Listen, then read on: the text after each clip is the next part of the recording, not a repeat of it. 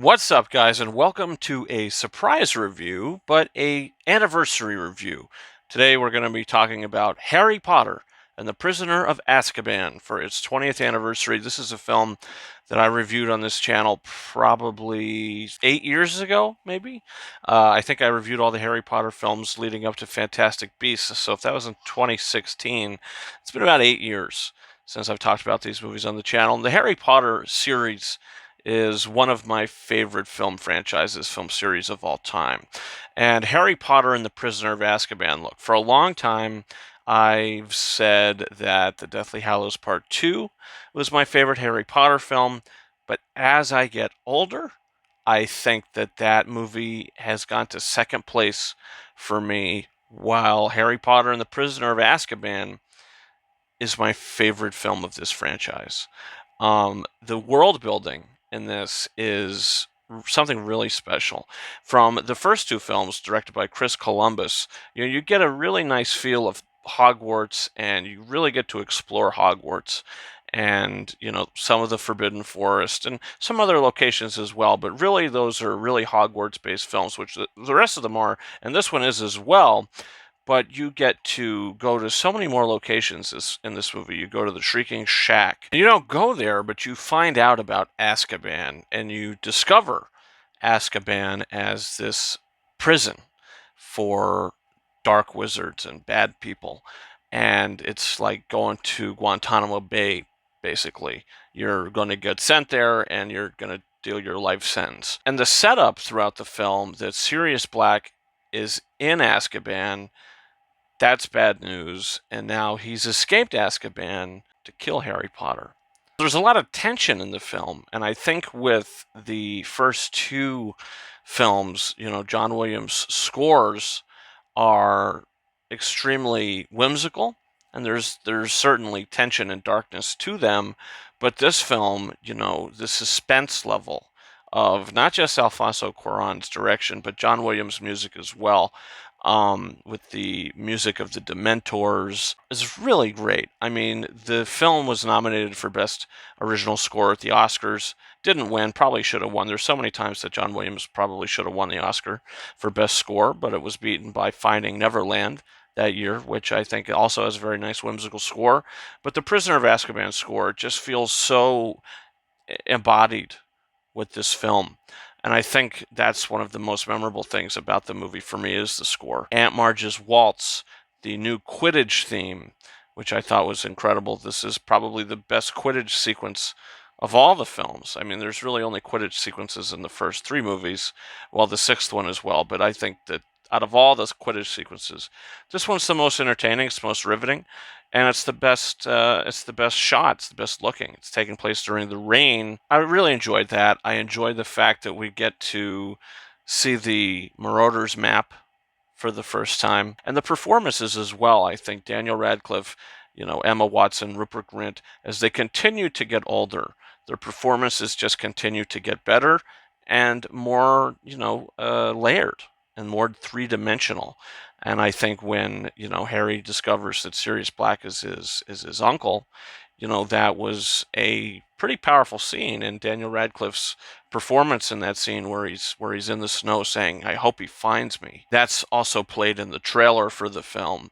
It's like, wow, this kid is really growing up to become a great actor. But not just talking about the younger actors, let's talk about the older actors as well. Alan Rickman continues to shine as Severus Snape in this film, and it's a shame that he's passed away. R.I.P. to Alan Rickman. But his performance as Snape is one of the most iconic film performances of all time, with the costume design. I mean, the movie did so many great things. I mean, the first movie, I mean, if you didn't get that production design right with Hogwarts or the costumes for these characters, I just don't know how it would feel. But the feeling of it, I mean, it just feels so genuine and feels so real. And the magic is really there.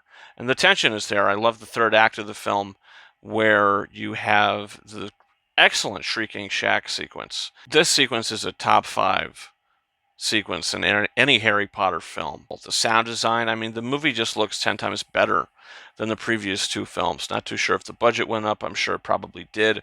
But with Alfonso Cuarón behind the camera, I'm not saying Chris Columbus is a bad director. I'm just saying what Alfonso Cuarón did for this movie is he aged it up.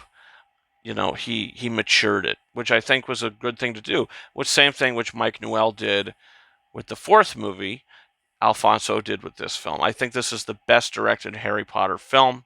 I think this is the best shot Harry Potter film, even though Harry Potter and the Half-Blood Prince was nominated for Best Cinematography at the Academy Awards. And it's the only Harry Potter film to be nominated for cinematography. But I think the cinematography in that movie is great, but I think it just is the best in this film. But there's just so many excellent sequences in this movie with darkness, with the Dementors, like I mentioned, but also great sequences of just magic. And you feel the magic bursting through the camera. You have the sequence where Harry rides Buckbeak for the first time, and it starts very intense with a lot of percussion, and all of a sudden we enter the strings with a beautiful score.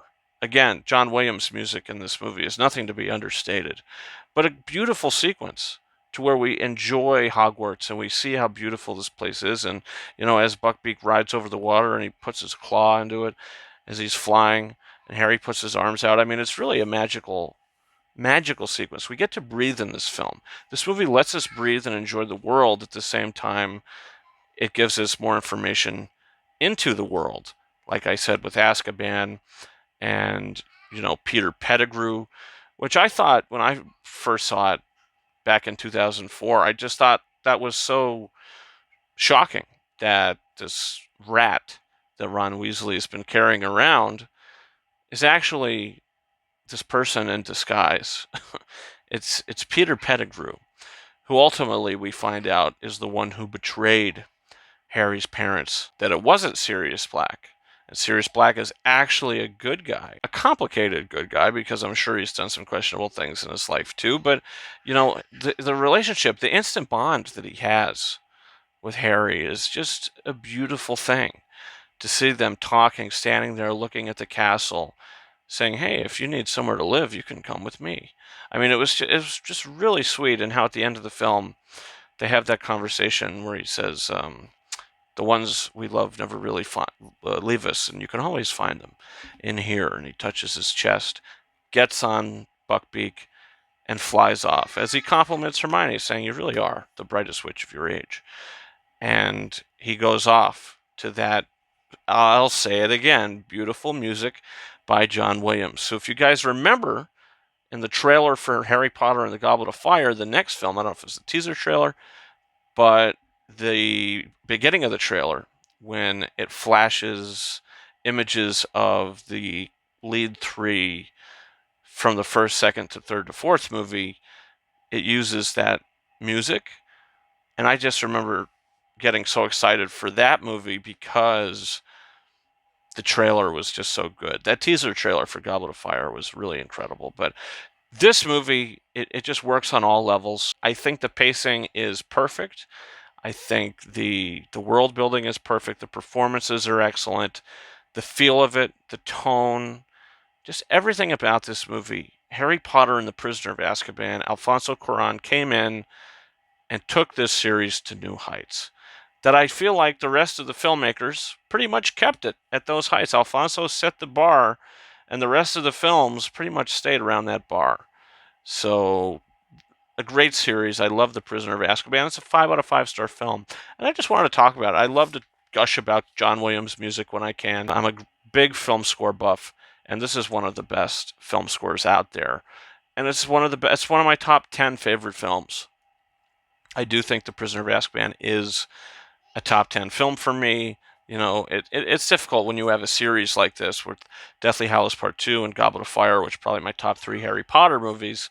But, when you have a top 10, I don't want to load the top 10 with a bunch of movies from the same series. So I kind of plop this movie into that. I say Harry Potter would be taking this place, but if I'm picking a film from that series, it's going to be Prisoner of Azkaban. Where if I say what's my favorite movie of all time, I'll say Star Wars. People will say, "Oh, well, what's Star Wars?" I'll probably say Revenge of the Sith, Empire Strikes Back, or New Hope, but probably Revenge of the Sith, but that's a different conversation. And I also wanted to show this movie voucher that I have from 2004. This came from the video game, the Harry Potter and the Prisoner of Azkaban video game, which I don't really like. It's kind of aggravating to me. I don't really like the mechanics of that game, but this is something really special to have. $6.50 movie money for the film. So this is something I should probably get laminated because it's a piece of history. But yeah, that's my thoughts on Harry Potter and the Prisoner of Azkaban. Look, there's so many other things that I didn't mention. And the scene in the beginning of the film, whatever spell he's using, as the Warner Brothers logo fades in as he's doing his spell under his blanket, and the camera zooms back out the window and you see the title of the film. I mean, it's such a magical movie. It's such a magical movie. I love this movie so much. So guys, comment down below. What do you think about Harry Potter and the Prisoner of Azkaban? Did you watch the film for its 20th anniversary, which was June 4th? I'm recording this on the 5th. I'm probably going to post it on the 6th.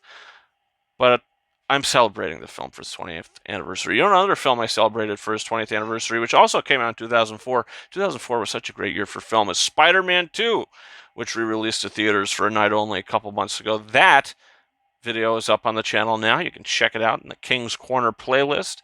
And guys, don't forget to hit that subscribe button for a bunch of more reviews. I'll be talking about episodes 1 and 2 of The Acolyte. I'm going to be reviewing Inside Out 2, Hitman, The Strangers Chapter 1. A lot of exciting stuff coming in the future you can come back for. Also, you can follow me on Twitter at RyanKing72 and Instagram and TikTok at KingArises131. That's about it for me. Thank you so much for watching my review for Harry Potter and the Prisoner of Azkaban. And until next time, over and out.